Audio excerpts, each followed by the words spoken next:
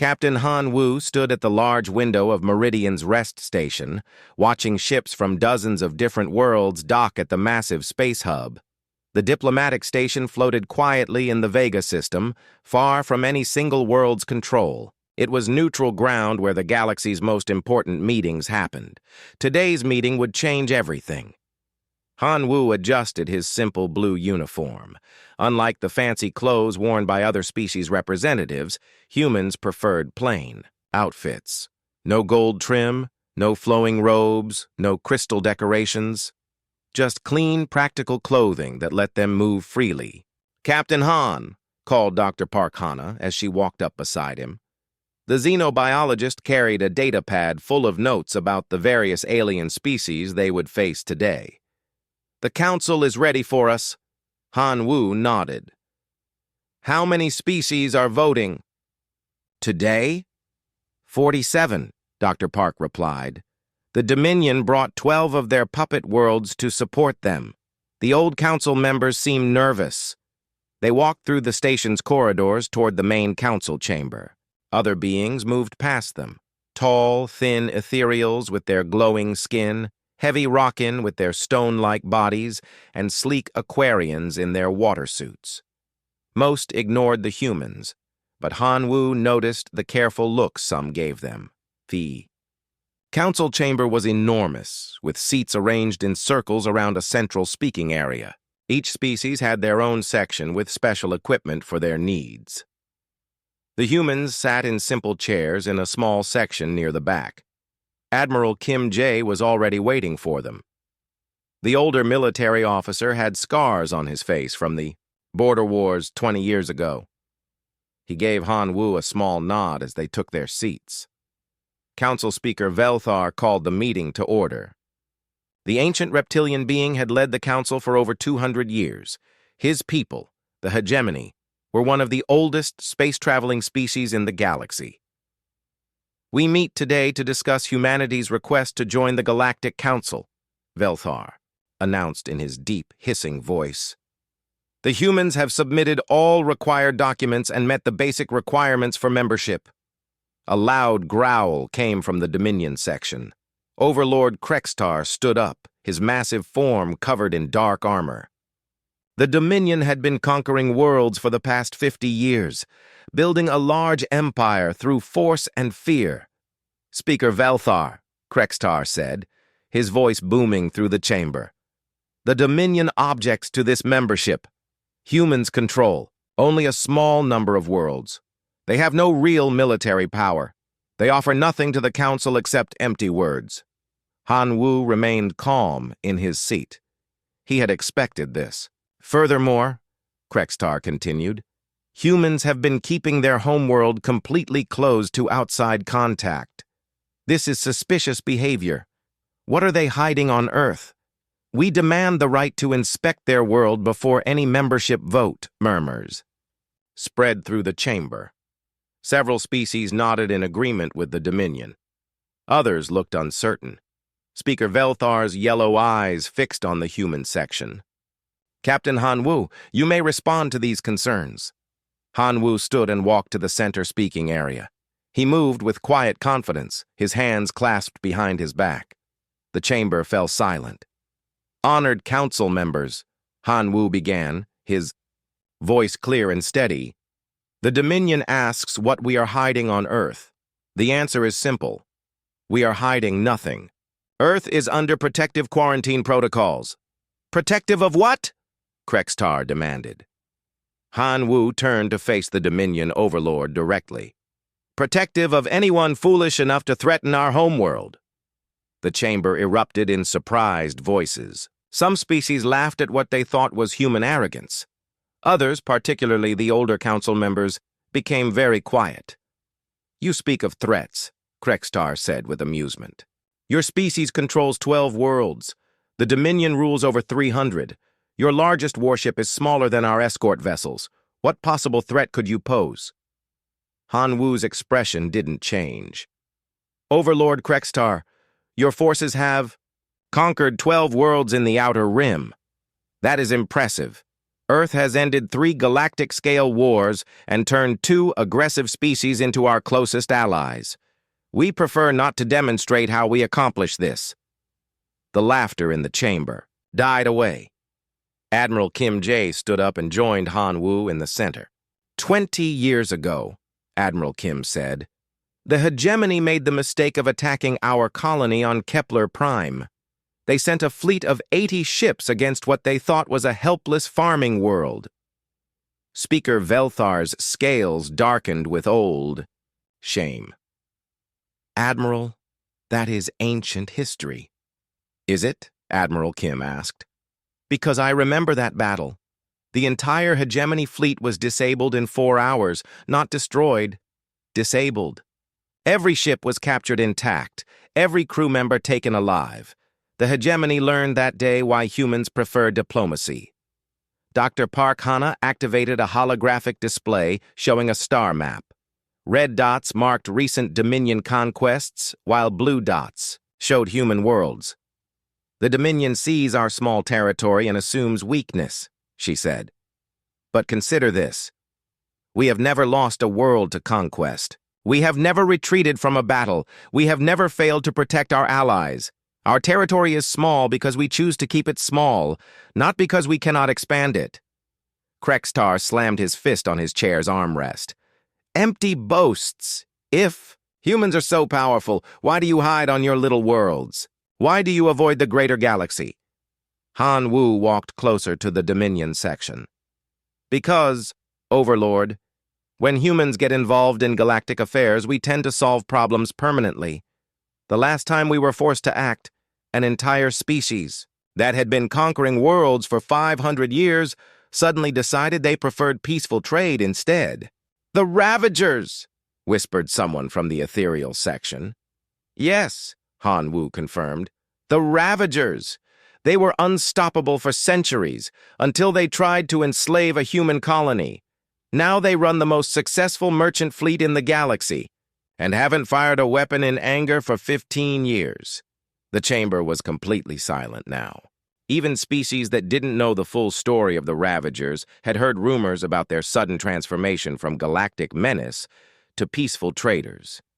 Speaker Velthar leaned forward in his chair. "Captain Han Wu, are you threatening the Council?" "No. Honored Speaker," Han Wu replied immediately. "I am explaining why Earth maintains quarantine protocols. It is not to keep others out. It is to keep us from becoming responsible for fixing everyone's problems."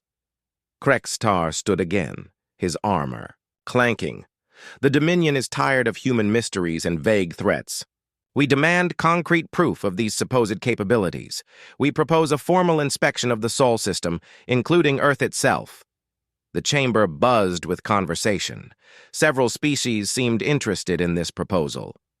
The Dominion had been growing more aggressive lately, and their recent conquests had given them confidence. Han Wu looked at Admiral Kim, then at Dr. Park. He could see the same thought in their eyes. The galaxy was about to make a terrible mistake. "Very well," Han Wu said loudly, causing the chamber to quiet again. "If the Council votes to demand inspection of Earth, we will comply. But I want it clearly recorded that we warned against this course of action." Speaker Velthar's ancient eyes showed worry. His people remembered what happened when someone pushed humans too far. "Captain Han Wu, perhaps we should discuss alternative arrangements?" "No," Krextar interrupted. "The time for human mystery is over. We call for an immediate vote. Either humans prove their claims, or they are expelled from consideration for Council membership." The vote was swift and decisive. 41 species voted in favor of the inspection demand. Only 6 voted against: the hegemony, the ethereals, the Aquarians, the Crystalline Collective, the Void Dwellers, and the Synthetics. All species that had long memories and careful natures. As the results were announced, Han Wu activated his communication device and sent a simple message back to Earth. "Package incoming. Prepare the welcome committee." Admiral Kim smiled grimly. "How long do you think it will take them to realize their mistake?" About 3 minutes after they enter the Sol system, Dr. Park replied quietly. Speaker Velthar approached the human delegation as other species filed out of the chamber. His old voice was filled with regret. Captain Han Wu, my people learned our lesson decades ago. The humans have a saying, don't poke the sleeping giant. I tried to warn them. Han Wu nodded respectfully to the ancient leader. You did your best, honored speaker, but some lessons can only be learned through experience. As they left the chamber, Overlord Krextar passed close to the human group. 47 ships, he said with satisfaction. The 47th Conquest Fleet will arrive at your precious Earth in 3 weeks. We will see then if human words match human actions. Han Wu met the Overlord's gaze calmly. Overlord Krextar, in 3 weeks you will understand why Earth stands alone. Not because we have to, but because we choose to. The Dominion leader laughed and walked away, already planning his easy victory over the mysterious human homeworld. Behind him, the 3 humans exchanged quiet looks. They all knew what was coming next.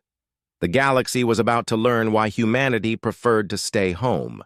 Fleet Commander Vexmore stood on the bridge of his flagship, the Crusher of Worlds, watching the strange yellow star grow larger on the main screen.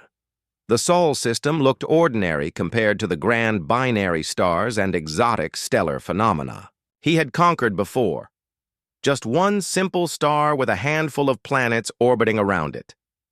Commander, reported his navigation officer, we are now entering the outer edge of the human solar system. No signs of defensive fleets or military installations. Vexmore nodded with satisfaction.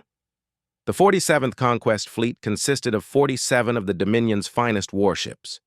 Each vessel was the size of a small city, armed with weapons that could crack a planet's crust. They had never failed to conquer their target. Begin standard scanning procedures, Vexmore ordered. I want to know everything about this system before we reach their home world. His science officer, a nervous creature called Zixtal, worked frantically at his station. Commander, the system appears to have 9 planets, with several large asteroid belts. The 3rd planet from the star shows signs of heavy population and industrial activity. That would be Earth, Vexmore said with amusement. What about defenses? Minimal, sir. I detect what appears to be a small base on their moon, and perhaps a dozen patrol ships scattered throughout the system. Nothing that could threaten even one of our destroyers. Vexmore laughed loudly. The bridge crew joined in, confident in their overwhelming superiority. This would be easier than conquering the farming worlds of the Outer Rim. Deep within Earth's military command center, Admiral Lee Sung watched the Dominion fleet approach on his tactical displays. The underground facility was buried 3 kilometers beneath the surface, protected by layers of armor that could withstand direct asteroid impacts. Admiral, reported Commander Eugene, the Dominion fleet has passed the Neptune marker. 47 ships as expected. Admiral Lee Sung was an old man with gray hair and tired eyes. He had hoped to retire without having to implement the SOLI. Defense protocols, but the Dominion had made their choice, and now he had to make his. Any response to our final warning transmission? He asked. Negative, sir. They ignored all our messages and are continuing their approach to Earth. Admiral Lee sighed and activated his personal communicator. Dr. Yoon So-young, please report to command immediately. It's time to activate the Welcome Committee. Dr. Yoon So-young arrived within minutes. As director of Earth's Xenological Defense Institute, she had spent 30 years preparing for this exact situation. She carried a data pad containing protocols that she had hoped would never be needed. Admiral, she said quietly, are we sure about this? Once we activate the protocols, there's no going back. The galaxy will never see us the same way again. Admiral Lee looked at the tactical display showing the approaching Dominion fleet. Doctor, they were warned. They chose to ignore the warning. Now they get to learn why we gave it. On the moon's surface, Captain Choi Min received the activation. Codes in his command bunker deep inside Luna Base. The lunar installation looked like a simple mining and research facility from the outside. Most of the galaxy's intelligence services had dismissed it as unimportant. They were wrong. "All stations, this is Captain Choi," he announced over the base communication system. "Condition Red is now in effect. Activate defensive positions Alpha through Omega. Show these invaders why Luna Base has never fallen." Across the moon's surface, what appeared to be mining equipment began to transform. Solar collectors rotated to reveal weapon emplacements. Processing facilities opened to expose missile batteries. Transportation tunnels became launch tubes for defensive fighters. The moon itself was not just defended, it was a weapon.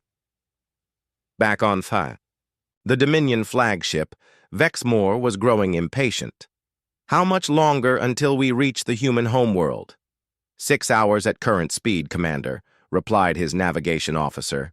"And their patrol ships, have any of them tried to intercept us?" His tactical officer checked his displays. "Negative, sir. The human ships appear to be maintaining their patrol routes.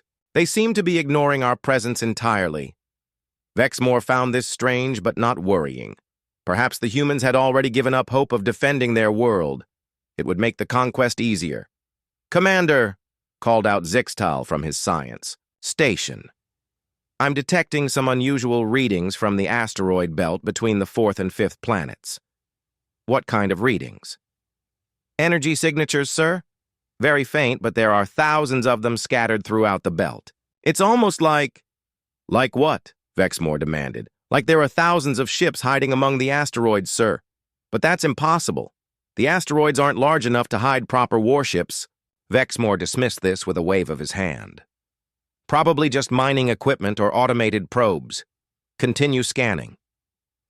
What Zixtal had detected were not mining probes.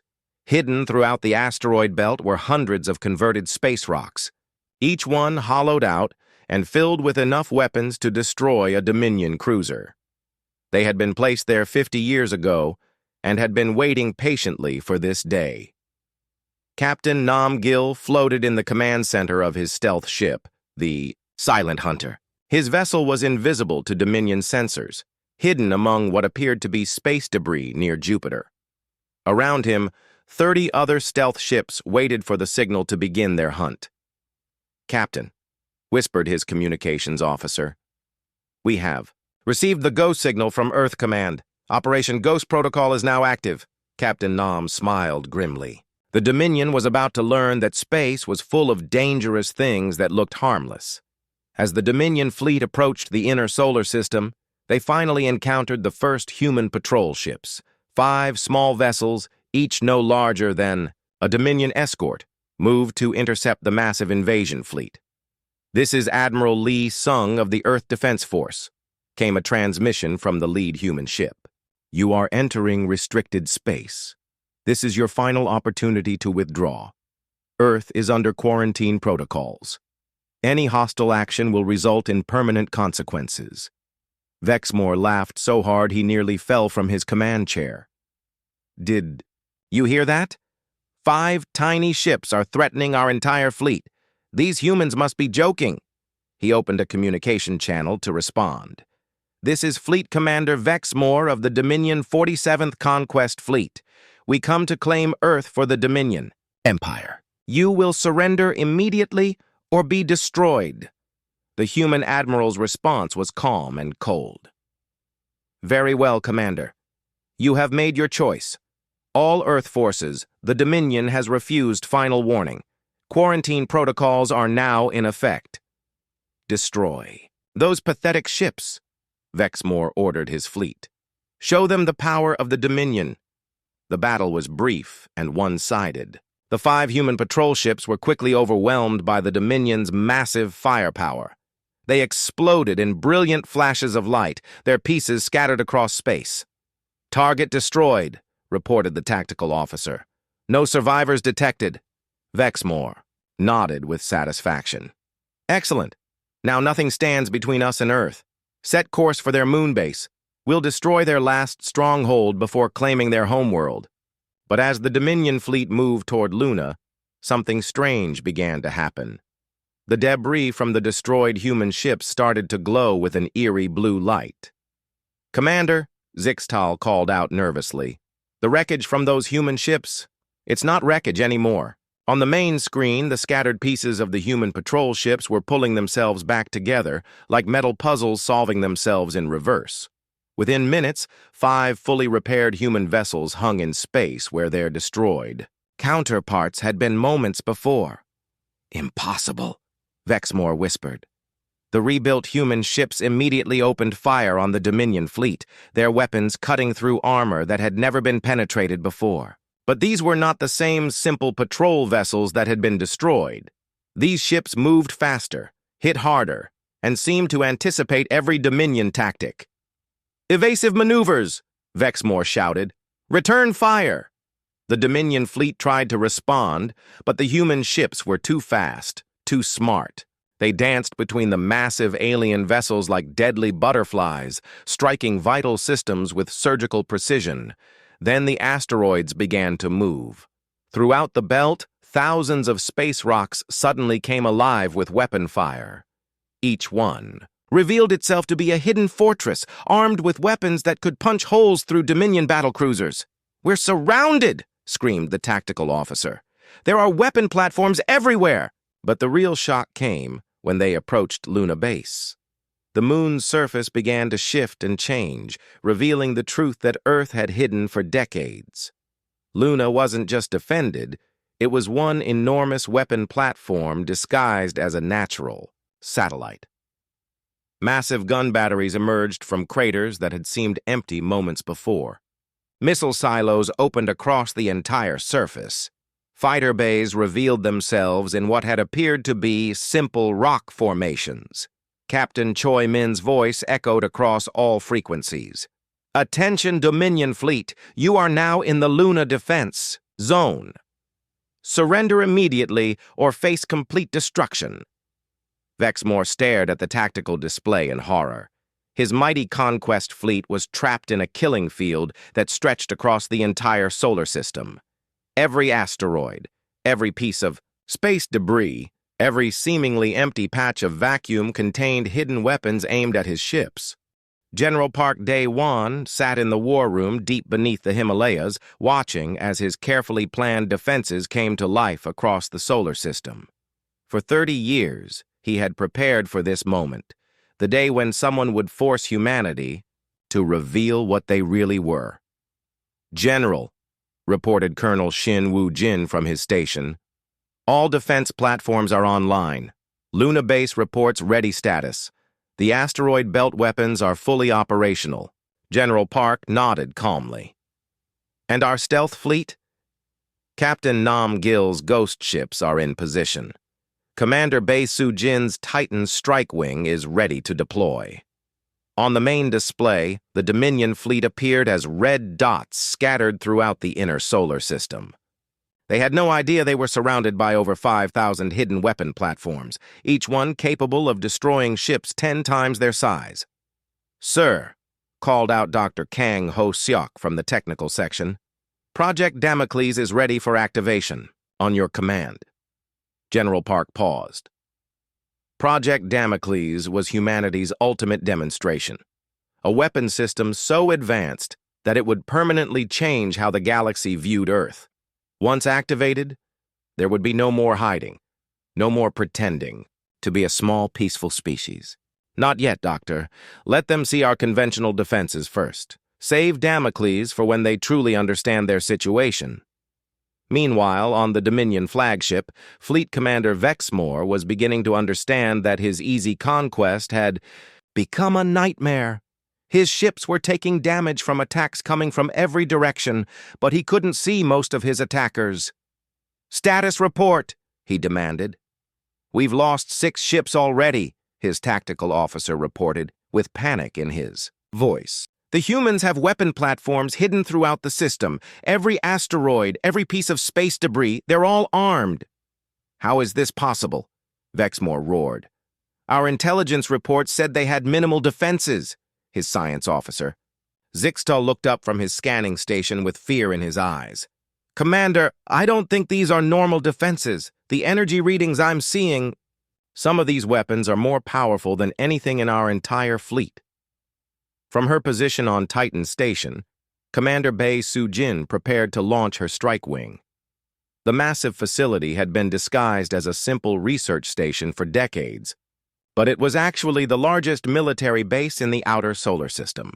"All pilots to your fighters," she announced over the base communications. "Today we show the galaxy why Titan Base has never been conquered." The surface of Saturn's largest moon began to open like a flower. Hundreds of launch bays revealed themselves, each one containing fighter craft that made Dominion interceptors look like toys. The ships that emerged were sleek, fast, and equipped with technology that was decades ahead of anything the Dominion possessed. Commander Bae led her squadron toward the trapped Dominion fleet. Her fighter was a work of art, invisible to enemy sensors, faster than anything in space, and armed with weapons that could cut through the heaviest armor. "Titan Wing, this is Phoenix Leader," she transmitted to her pilots. "Remember, we're not just fighting for Earth today. We're showing the entire galaxy why humans choose peace over war. Make every shot count." The Dominion fleet tried to regroup near Mars, hoping to use the planet as cover. They had no idea that Mars was just as heavily defended as every other world in the system. Captain Seo Do-hyun commanded the Mars Defense Corps from inside the planet's largest canyon. What appeared to be agricultural domes and mining facilities were actually military installations that had been waiting decades for activation. "Mars Command to all units," Captain Seo announced. "The Dominion fleet is approaching our position. Time to show them that humans don't just defend Earth, we defend every world we call home." Across Mars, farming equipment transformed into weapon platforms. Irrigation systems became missile launchers. Greenhouse domes opened to reveal fighter squadrons. Even the civilian colonists revealed themselves to be highly trained military personnel. Vexmore watched in horror as the red planet itself became hostile. "They've militarized an entire world," he whispered. "How long have they been preparing for this?" The answer came from Dr. Kang Ho-seok as he activated the next phase of Earth's defense. Hidden throughout the solar system were thousands of objects that looked like ordinary space debris, broken satellites, asteroid fragments, discarded fuel tanks. They had been floating in space for decades, ignored by every intelligence service in the galaxy. Now they revealed their true nature. Each piece of debris was actually a sophisticated weapon platform, equipped with stealth technology and enough firepower to destroy a battle cruiser. They had been watching and waiting, gathering intelligence on every ship that had ever entered the system. "Project Damocles is now active," Dr. Kong announced calmly. "All disguised platforms are revealing themselves."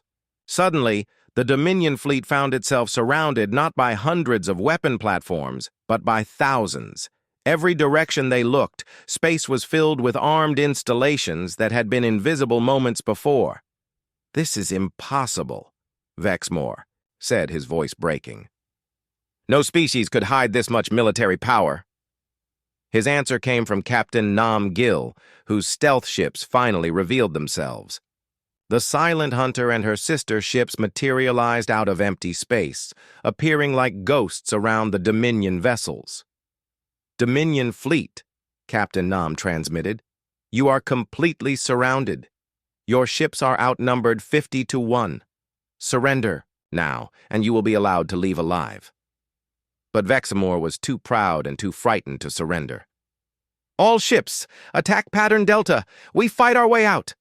The Dominion fleet opened fire with everything they had, their weapons lighting up, space with brilliant flashes of energy. For a moment, it looked like they might succeed in breaking through the human defenses. Then the humans showed them what real firepower looked like. Luna Base opened fire with its primary weapons, massive energy cannons that had been built into the moon's core. Each shot contained enough power to vaporize a small asteroid. The Dominion ships that were hit simply vanished, turned to plasma in an instant. The asteroid belt weapons fired next. Thousands of hidden platforms unleashed torrents of missiles and energy beams.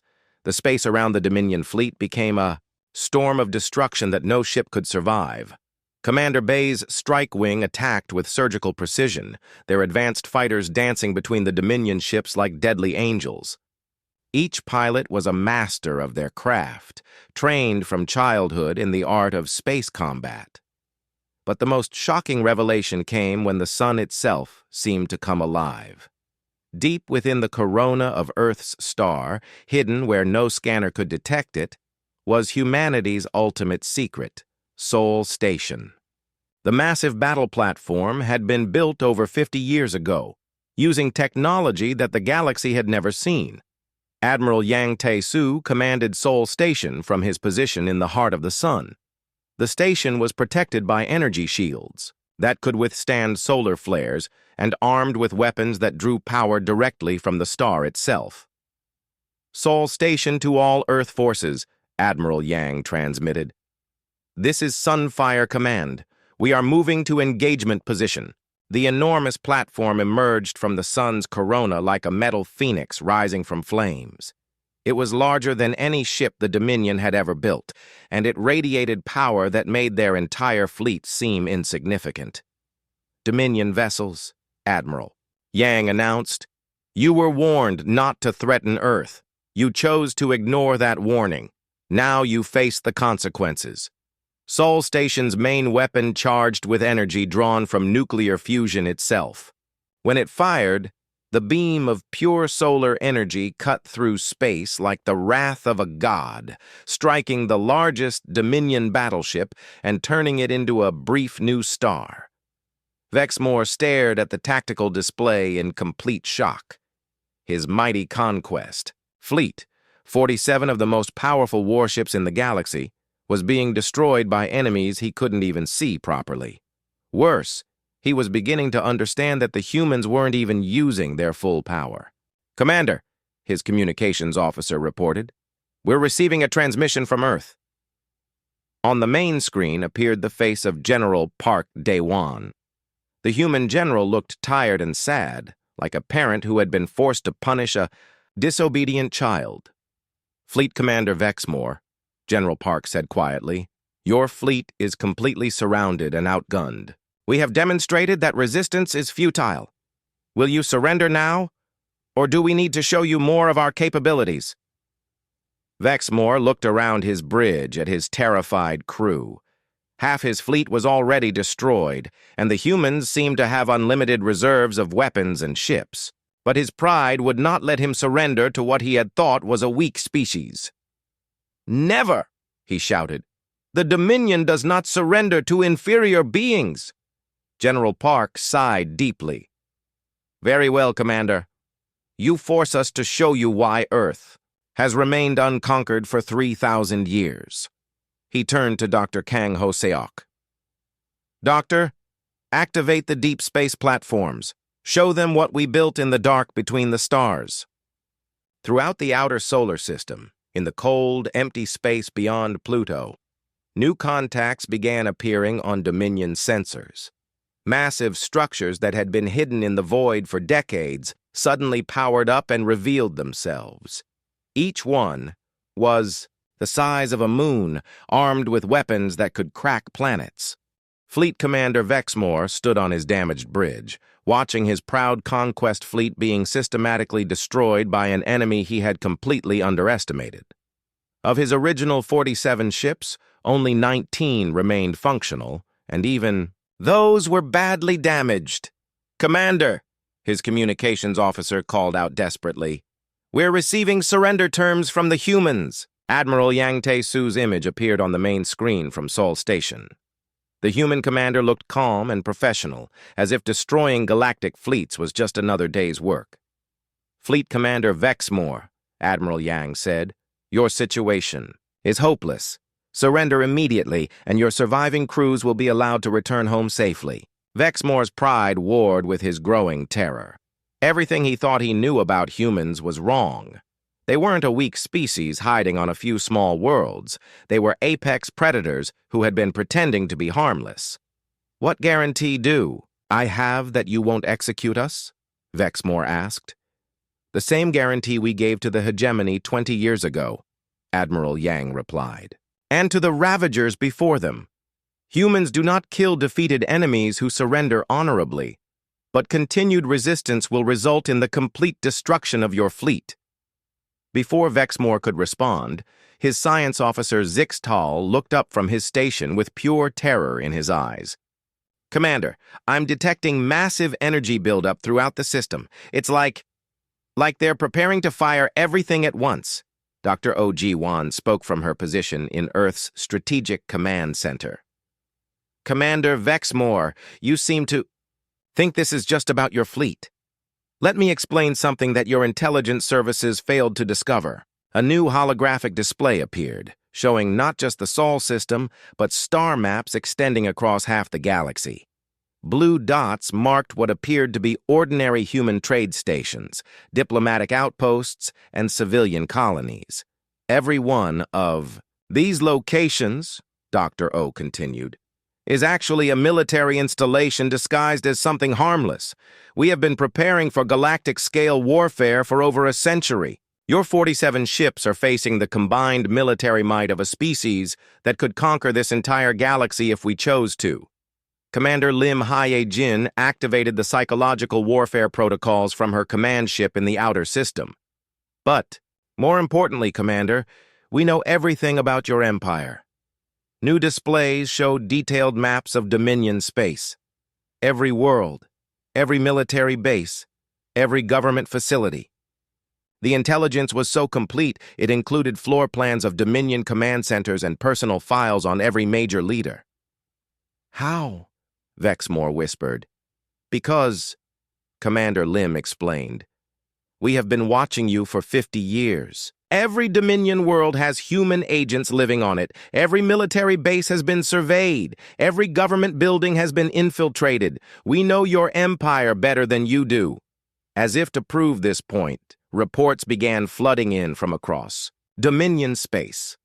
On their homeworld of Krextar Prime, what the government thought were loyal alien traitors suddenly revealed themselves to be human intelligence operatives. Military bases found their security systems compromised by maintenance workers who had been in place for decades. Impossible, Vexmore said, but his voice lacked conviction. Captain Seo Do-yun, commanding the Mars Defense Corps, added his own. Revelation. Commander, did you really think humans only lived on a few small worlds? We have been seeding agents throughout the galaxy for generations. Right now, there are humans on every major world in your empire, and they are all waiting for orders. The scope of humanity's preparation was staggering. They hadn't just defended their solar system, they had prepared to fight every major power in the galaxy simultaneously. And they had done it all while maintaining the appearance of a small, peaceful species. Dr. Kong Ho Seok activated the next phase of the demonstration. Throughout Dominion space, human agents began revealing themselves. Supply depots exploded as their alien workers turned out to be demolition experts. Communications centers went dark as their maintenance staff cut vital connections. Transportation. Hubs shut down as their operators implemented pre-planned sabotage. We could cripple your entire empire in a single day, Dr. Kang announced calmly.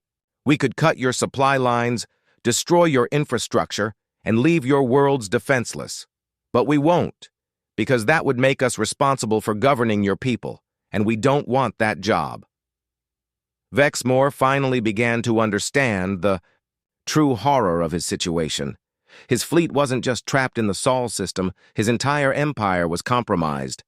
The humans had been preparing for this war longer than the Dominion had existed as a major power. What do you want? He asked, his voice defeated. President Kim Tae-young's image replaced Admiral Yang's on the screen. The leader of the United Earth government looked tired and sad, like someone who had hoped this day would never come. Commander Vexmore, President Kim said, we want you to go home. We want you to tell your government that Earth is protected, not because we fear the galaxy, but because we respect it too much to rule it. She gestured to displays showing human colonies throughout known space. Look at our worlds, Commander. Really look at them. They're small, peaceful, focused on research and development. We could have built an empire larger than yours decades ago. Instead, we chose to remain small and let other species grow at their own pace. Captain Hong Kyung, leader of humanity's First Contact Division, appeared on another screen. The truth is, Commander, we have been protecting the galaxy from ourselves. Every time a species like yours rises to power and threatens galactic peace, we intervene quietly to maintain balance. New intelligence displays showed the full scope of human activities over the past century. They had prevented 14 major wars, stopped 6 attempts at galactic conquest, and guided 3 aggressive species toward peaceful development, all without anyone knowing they were involved. The Ravagers, Captain Hong continued, weren't defeated in battle. We spent 20 years slowly convincing them that trade was more profitable than conquest. The hegemony learned their lesson when we captured their entire fleet without killing a single crew member. The Crystal Collective stopped their expansion because we showed them the mathematical impossibility of sustaining galactic empire. Admiral Yang's image returned to the screen.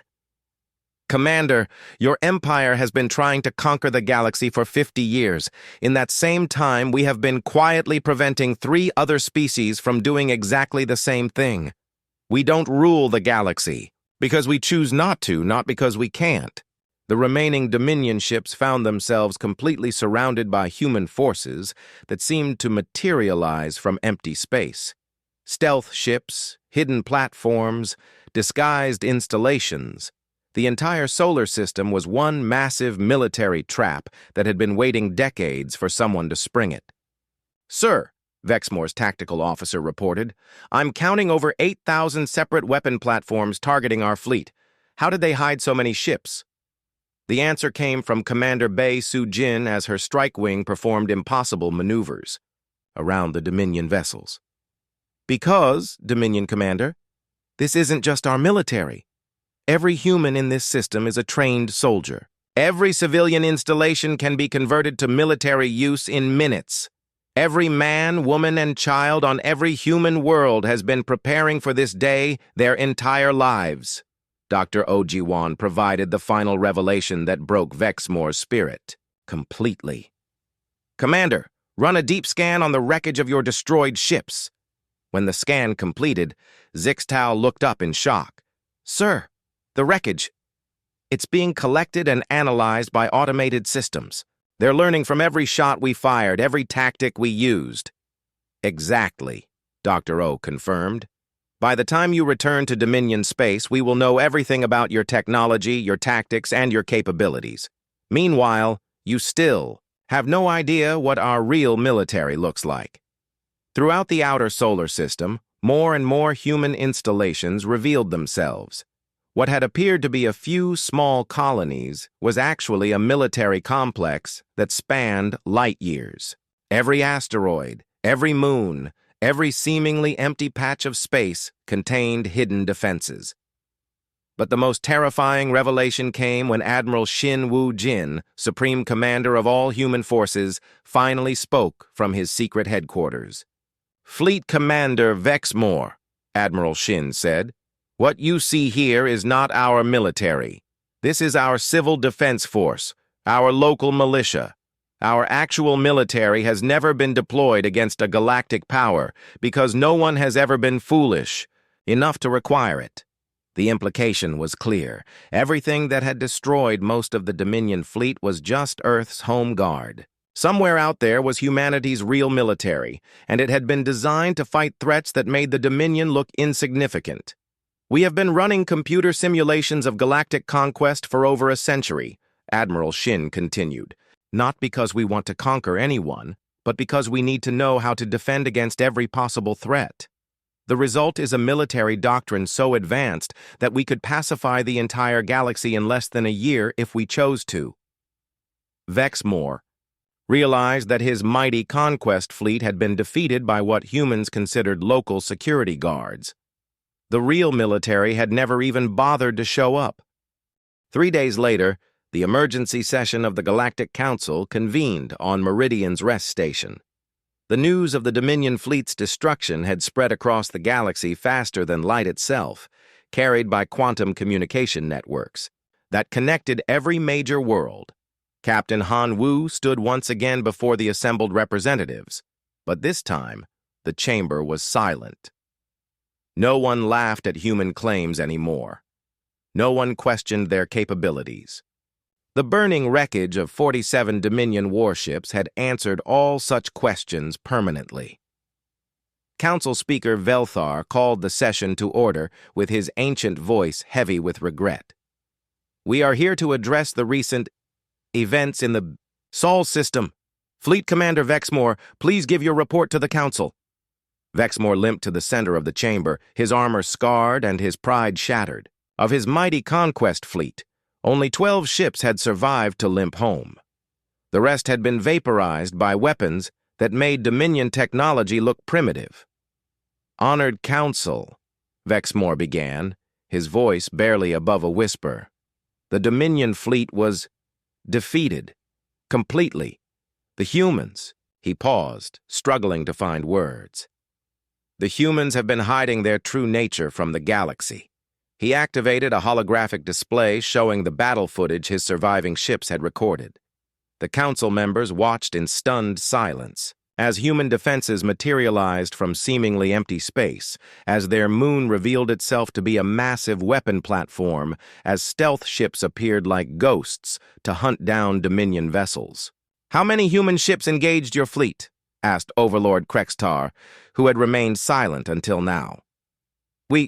We never got an accurate count, Vexmore admitted. They appeared and disappeared at will. Hundreds, maybe thousands. Their entire solar system is a military installation disguised as a peaceful star system. President Kim Tae-young's image appeared on the main screen, transmitted from Earth. She looked exactly the same as she had 3 days ago, calm, professional, and slightly sad. Honored council members, President Kim began, I want to address the questions that I know you all have. First, why did we hide our capabilities? Second, what do we intend to do now? And third, what does this mean for the future of Galactic's civilization? She gestured to a display showing human colonies throughout known space. For the past century, humanity has been conducting what we call protective isolation. We kept our military capabilities secret not to deceive you, but to protect you from becoming dependent on us. Admiral Shin Woo-jin appeared beside her on the screen. Every species in this council has the right to develop at their own pace, to solve their own problems, to build their own destinies. If we had revealed our full capabilities from the beginning, you would have expected us to solve every crisis, fight every war, police every conflict. Dr. Ryu Sunmi, director of Earth's Global Strategic Institute, added her analysis. Our computer models show that revealing advanced military technology to developing civilizations typically results in dependence, stagnation, and eventual collapse. We chose to let the galaxy grow naturally while quietly preventing the worst disasters. She activated displays showing human interventions over the past century. Wars prevented, disasters averted, aggressive species guided toward peaceful development, all done secretly, with no credit taken and no recognition sought. The Ravagers, Dr. Ryu explained, were not defeated in battle. We spent 20 years infiltrating their society, slowly convincing their leaders that trade was more profitable than conquest. They chose to become merchants because we made it the logical choice. The hegemony learned diplomacy when we captured their entire invasion fleet without killing anyone. We could have destroyed them. But instead, we showed them the futility of aggressive expansion. Council Speaker Velthar spoke up, his ancient voice filled with understanding. And the Crystal Collective's sudden shift to isolationism 20 years ago? We showed them mathematical models proving that Galactic Empire was economically impossible to sustain, Captain Hong Kyung replied from his position at the First Contact Division. They chose peaceful development because we demonstrated it was the only logical path. The council chamber buzzed with conversation as representatives realized the scope of humanity's secret influence. Every major galactic event of the past century had been quietly guided by human intervention. Overlord Krextar stood up, his voice filled with confusion and fear. If humans are so powerful, why do you allow species like the Dominion to conquer other worlds? Why don't you stop all aggression? President Kim's expression became stern. Because, Overlord, free will is sacred. Every species has the right to make mistakes, to learn from them, and to grow. We only intervene when someone threatens to destroy that process for everyone else. Admiral Lee Sung appeared on another screen from Earth's Strategic Command. The Dominion was becoming a threat, not just to individual worlds, but to galactic stability itself. Your expansion was accelerating, your aggression was increasing, and other species were beginning to form defensive alliances that would have led to galactic war. We chose to stop that cycle before it began, Admiral Lee continued. By demonstrating our capabilities to the Dominion, we have shown the entire galaxy that aggressive expansion is no longer a viable strategy. The true scope of humanity's influence became clear as Captain Nam Gil presented intelligence reports from across the galaxy. Human agents had been living on every major world for decades, not as conquerors or rulers, but as observers and occasional guides. We know which species are developing dangerous weapons, Captain Nam explained. We know which governments are planning aggressive expansion. We know which trade disputes might escalate into war. And we quietly intervene to prevent the worst outcomes.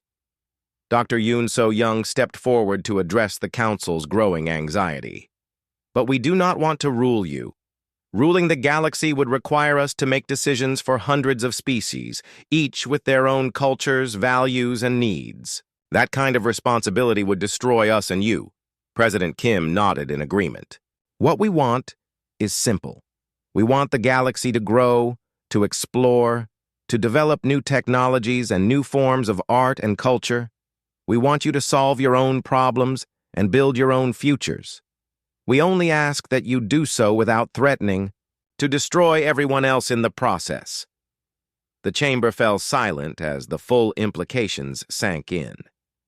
Humanity had been the galaxy's secret guardian for a century, preventing disasters while allowing natural development to continue.